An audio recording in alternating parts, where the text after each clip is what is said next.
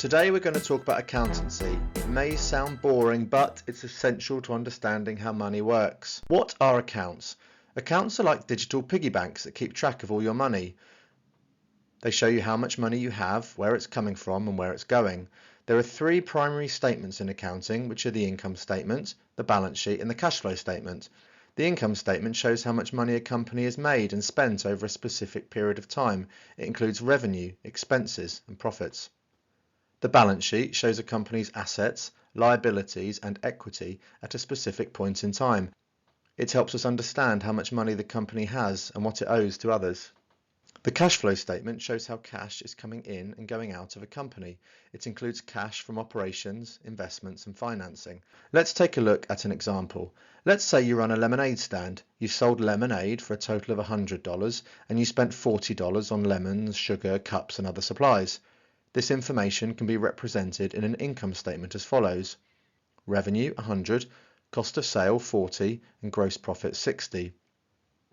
And here's an example of a balance sheet for a lemonade stand.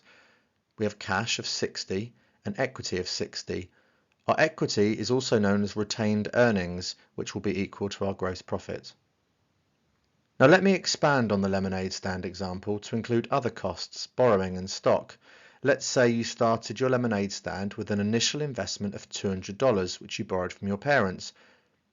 You spent $50 on supplies and also spent $10 on a train ticket and $50 on a table and chairs. You sold all your lemonade for $100, but you still have $10 worth of supplies left over. Additionally, you owe your parents $200, which you will need to repay. You'll notice we've now added $10 of other costs, travel, and this gives us a net profit of $50. Our expenditure on tables and chairs does not feature in our income statement because we have created an asset that we can use over and over again. This is known as capital expenditure and does not hit our income statement straight away. Our balance sheet, which now includes borrowed funds, things we owe, and assets, things we own. You'll see we have cash of $190. $200 is what we started with, plus $100 from sales. That's $300 in total. We subtract 50 for what we spent on stock, 10 for the bus, and 50 on tables and chairs. That gets us to 190. Remember, we spent 50 on stock, but we only sold 40, so we have $10 of stock left over.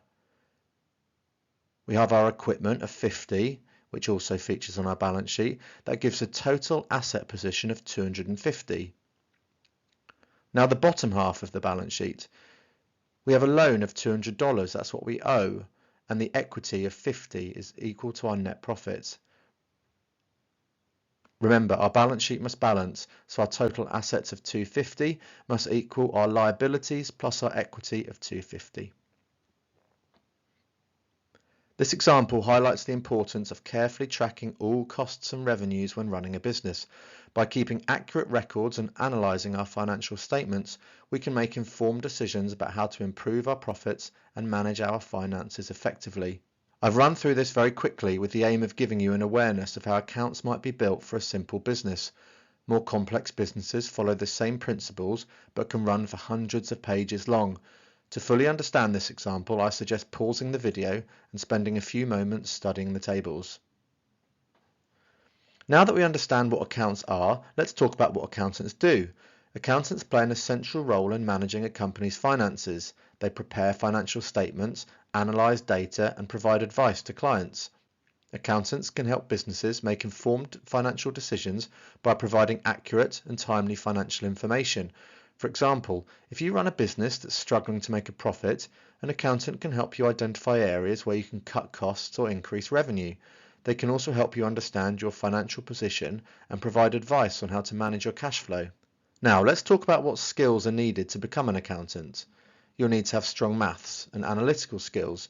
You'll also need to be detail-orientated and have excellent communication skills.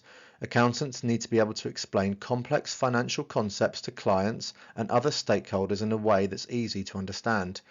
To become an accountant, you'll typically need to have a bachelor's degree in accounting or a related field. To become certified, you need to pass a rigorous exam and meet some other requirements. So, that's a brief overview of accountancy.